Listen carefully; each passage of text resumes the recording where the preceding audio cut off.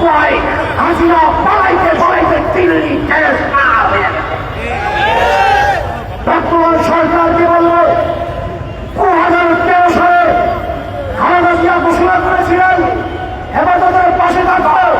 আপনারা বিএনপির নেতা কর্মীরা হেফাজতের সাথে এবং নেত্রীর সাথে গাদ্দারি করেছিলেন। এখন বলবো বর্তমান প্রধানমন্ত্রী তারেক রহমান সাহেব আগের কাজ দিয়েছে কি আছে, এখন হেফাজতের সাথে থাকেন।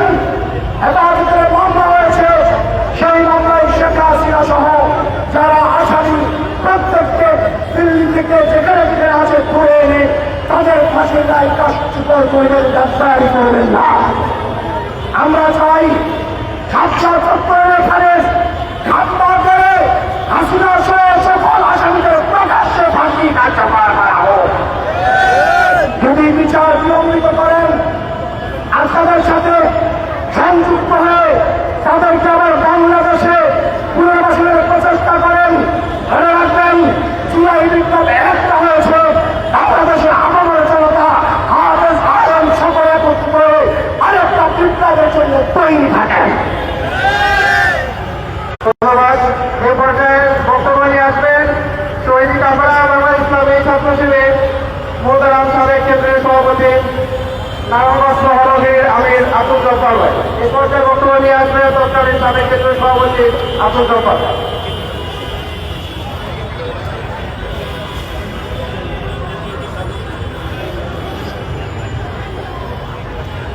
আসসালামু আলাইকুম ওয়া রাহমাতুল্লাহি ওয়া বারাকাতুহু। আলহামদুলিল্লাহি রাব্বিল আলামিন ওয়া সালাতু ওয়া সালামু আলা রাসূলিল কারীম ওয়া আলা আলিহি ওয়া সাহবিহি আজমাইন। শহীদের রক্ত মোড়া ঐতিহাসিক 5 মে বাংলাদেশের অত্যন্ত গুরুত্বপূর্ণ জায়গা শাপলা চত্বরে আজকে 5 মে শহীদ দিবসে বাংলাদেশ ইসলামী ছাত্র শিবিরের উদ্যোগে শাপলা শহীদদের এই আয়োজনের সংগ্রামী নেতৃবৃন্দ, সম্মানিত সাংবাদিক বন্ধুগণ, সম্মানিত ঢাকাবাসী, আমরা অত্যন্ত বেদনার সাথে আজকে এখানে এসে হাজির হয়েছি। আমি ইচ্ছা করে ভুল দিতেছি। সেই সময়ের আন্দোলন এবং সংগ্রামে আমি ইসলামী ছাত্র শিবিরের একজন সাধারণ জনশক্তি হিসেবে কাজ থেকে প্রত্যক্ষ করার সুযোগ হয়েছিল সেদিন রাতে কি ঘটেছিল। আজকে আওয়ামী লীগ সরকারের সময় যেভাবে তাদের মানবাধিকার সংগঠনগুলো দিয়ে তন্ন তন্ন করে নাকি শাপলা চত্বরে কতজন শহীদ হয়েছে তারা খুঁজে পায়নি। আমি সুস্পষ্টভাবে বলতে পাই, ঢাকার আশেপাশে রাজধানীতে যে গোরস্থানগুলো আছে সেই গোরস্থানগুলোতে যদি যারা সেখানে গোরস্থান পাহাড় এবং খবরের কাজ করে তাদের কাছে যদি সঠিকভাবে খবর নেওয়া হয় তাহলে 5 মে কি ঘটেছিল, কতজন ভাইকে সেদিন ফোন করে হত্যা করা হয়েছিল সেদিন সঠিক হিসাব পাওয়া যাবে।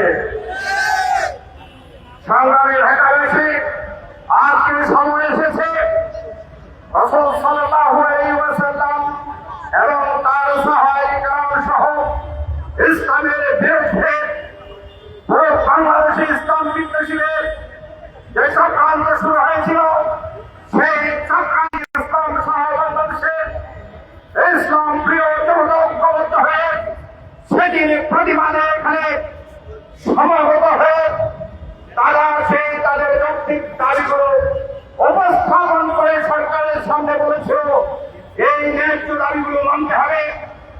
কিন্তু তারা সেই ন্যায্য দাবি না মেনে নির্বিচারে রাতের অন্ধকারে গুলি করে পাখির মতো হত্যা করে সেদিন প্রমাণ করতে চেয়েছিল বাংলাদেশে ইসলামপন্থী দেশপ্রেমিক লোকদের কোন স্থান নাই, তারা প্রমাণ করতে চেয়েছিল।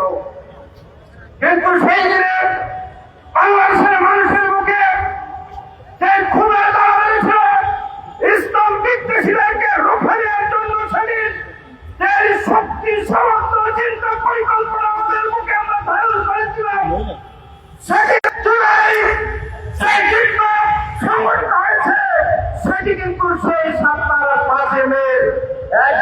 ধ্বংস এবং সেটি চূড়ান্ত মৃত্যুর হচ্ছে 24-এর এই গণ আন্দোলন এবং গণ অভ্যুত্থান। সুতরাং আমরা যেভাবে 47 সাথে 71-কে মিলাই একটা ছাড়া আরেকটা অচল, আমি মনে করি এই 5 মে ছাড়া ঠিক কিভাবে 24শে আগস্টের ছাত্র শ্রমিক সাধারণ মানুষের আন্দোলনের মাধ্যমে হাসিনাকে পালিয়ে দিতে বাধ্য হয়েছে, এটি তারই ফসলের অংশ।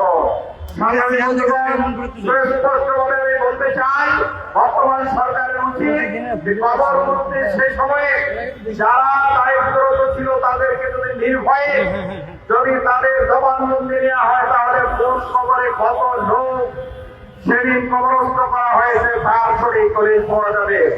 2 নম্বরের পরে আমার পূর্ববর্তী বক্তা আমাদের সংগ্রামী সাবেক সভাপতি দেওয়া বলেছেন সরকারিভাবে সেটি গ্যাজেট প্রকাশ করতে হবে, সরকারিভাবে শহীদ ঘোষণা দিয়ে তাদের পরিবারের ভরণ পোষণের দায়িত্ব রাষ্ট্রকে নিতে হবে।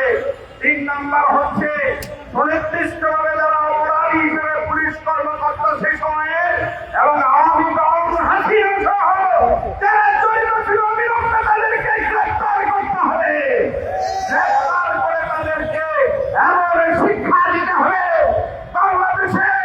বাংলাদেশের স্বাধীনতার সার্বভৌমত্ব বিরোধী এবং ইসলামের বিপক্ষে যায় এমন কোন কর্মকাণ্ড করার জন্য কোন কেউ আগামী দিনে আর দুঃসাহস পাবে না।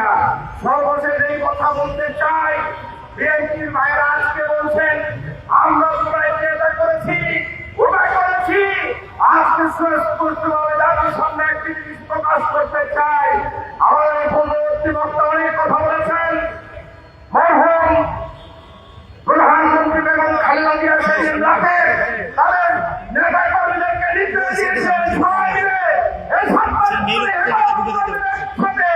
বাংলাদেশের তহিদের সাথে একত্রিত হয়ে তাদেরকে সাহায্য করো। সেদিন অসংখ্য জবাব এবং হেফাজতের কর্মী শহীদ হয়েছিল। আজকে সেই বিএনপি কর্মীদেরকে নেতাদেরকে বলবো আপনাদের বাংলা আন্দোলন বাদ দিয়ে সত্যিকার অর্থে জুলাইয়ের সাথে গাদ্দারি না করে দেশ করার কাজে আপনারা এগিয়ে যান। নতুন শিক্ষা নিয়ে আপনারা হাসিনার মতো আগামী পথ আপনারা করতে থাকুন। সবাই ভালো থাকবেন, শহীদের রক্ত বৃথা যেতে পারে না।